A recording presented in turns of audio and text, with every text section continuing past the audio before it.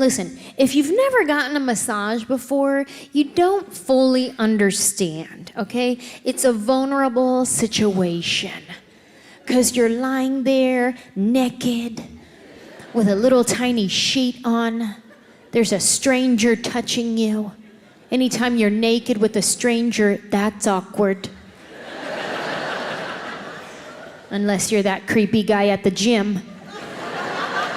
He's okay with it. I mean, we have them in the girls' locker rooms too, but ours are less creepy and more like senior citizen Asian ladies that clearly have different cultural boundaries, just sitting on the bench, butt naked, clipping her toenails.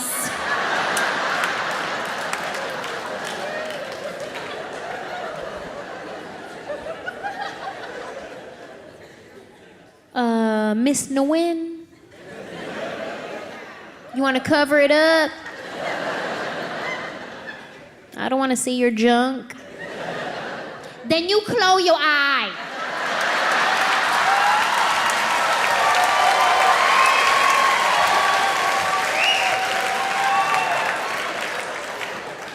It's a vulnerable situation. How about this? How about this? What do you do if your massage therapist has bad breath? Oh, it's happened. Oh, yeah. You're lying there trying to relax. His face is over your face. You can smell his breath, so you start breathing through your mouth. But then you don't want his bad breath in your mouth. So now you gotta calculate your breathing with his breathing.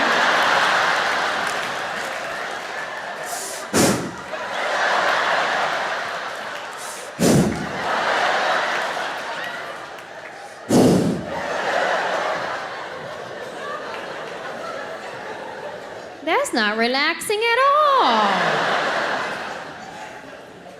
Like, I know I requested the aromatherapy massage,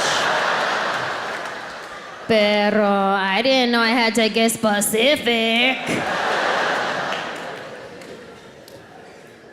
And there's different kinds of bad breath. There's different kinds. Like, you can tell when somebody just got off their lunch break. Right? You're like, oh man, he had onions, that sucks. Right? But at least it's identifiable. Like coffee breath, that is identifiable. I can respect coffee breath, because that's a working man's breath.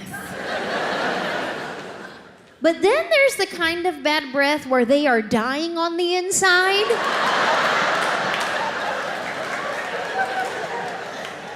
Gum does not help this kind. Because if they put gum in the mouth, the breath just gonna come out the nose. It will find you.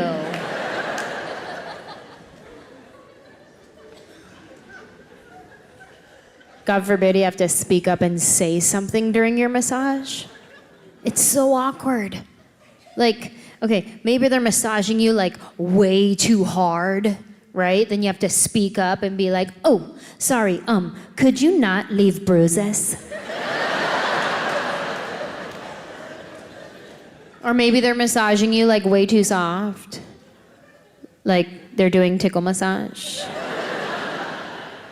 And you're like, oh, well, I could have had my husband do this at home. Right? Then you gotta speak up and be like, oh, sorry, could you try? I went to get a massage, and I should have known, you guys, I should have known it was gonna be weird, because it started off weird. He started by asking me these weird, like, seance type questions, right? He's like, all right, close your eyes. Take a deep breath. Now tell me, where are you? Massage envy.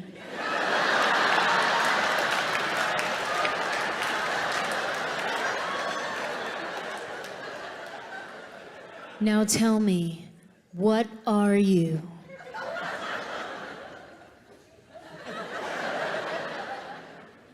A girl.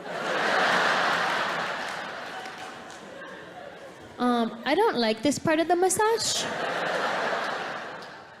He starts by rubbing my feet, right? We're 15 minutes into the massage. He's rubbing my feet. All of a sudden, he starts to slow down. Next thing you know, he just stopped. Now he's just holding my foot. And at first, I thought he was doing his seance thing again. I was like, oh, okay, he's probably meditating the pain out my foot. But then I could hear his breathing get real deep and slow.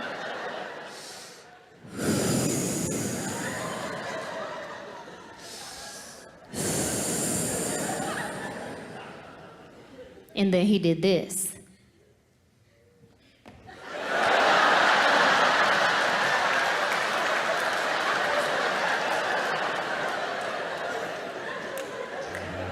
Speaking of people doing it,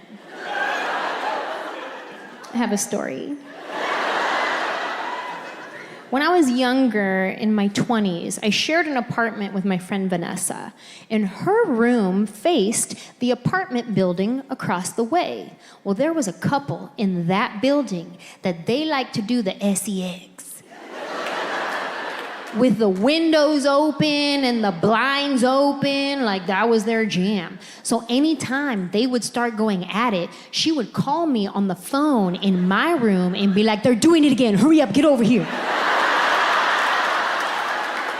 And I'd be like, ew, and then I go running over there. But by the time I get there, they already started closing the blinds and the windows. I'm like, oh man, missed it again. And not like I was gonna sit there and watch like a creeper, but it is kind of a sight to be seen. Like, are you guys trying to tell me that if you were walking down the street in your neighborhood and you saw your neighbors going at it in the front window, you wouldn't give it a look? You wouldn't be just minding your own business like,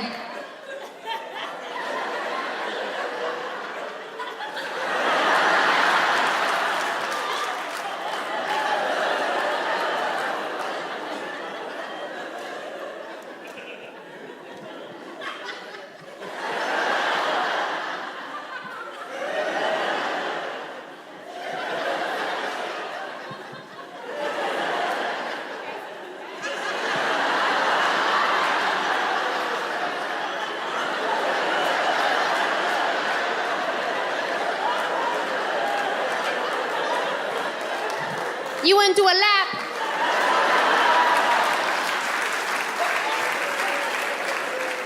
It's kind of like a car accident on the highway.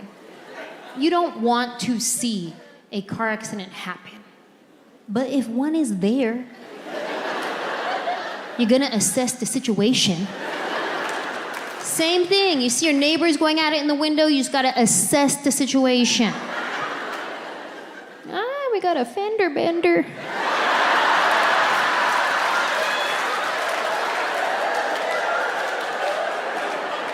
Bend her all the way over.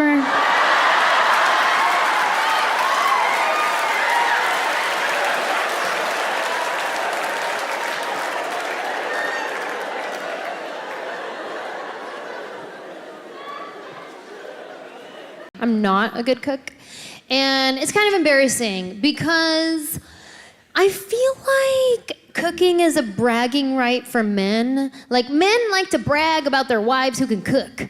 Like, you'll hear a guy say something like, hey, my wife, she'll whip you up something good in the kitchen. Right? Fellas, even if you're not married, but you have a girlfriend and you know that she can cook, you will brag to your boys. You'll be like, hey, yo, son, my girl, flicker the wrist. Or however you talk. I don't know how you talk, so.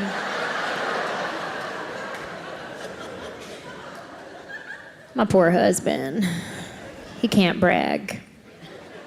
Like, maybe he can chime in a little bit with like, "Ay, yo, son, you see how fast my wife put in that to-go order? With extra ketchup? That's wifey, son." No, I can't cook. I need somebody to teach me how to cook. And don't just give me a recipe, okay? Don't start tweeting me recipes after the show. Because when I read recipes, I read them as suggestions. Like, when I see the list of ingredients, to me, what that says is, if you have any of these. And I usually don't. No, I need some fundamental training. I need to know, if I put something on the stove, does the flame need to be this big or this big? Because I will burn some scrambled eggs. I'll burn a hard-boiled egg. I said to my husband one time, I said, "Babe, good morning. You want me to make you breakfast? I'll make you some eggs." He said, "Yeah, how about over medium?" Huh? How about some over medium eggs? That's like the flame at medium.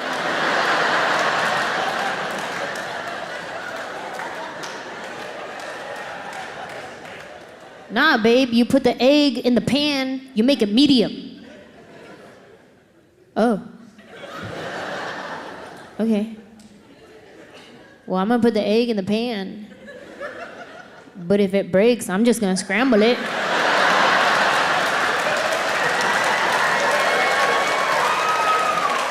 You gonna have some medium scramble. Some way over medium scramble. It was his birthday. I said, "Babe, happy birthday. You want me to make you breakfast?" He says, "My birthday, why?" Yeah, it's to the point where if I cook, he thinks he's in trouble. He smells something in the kitchen, he comes over, starts apologizing for stuff he didn't even do. He's like, "Babe, I'm sorry, 'cause yesterday I was, Why? Don't worry, this isn't for you. Oh, thank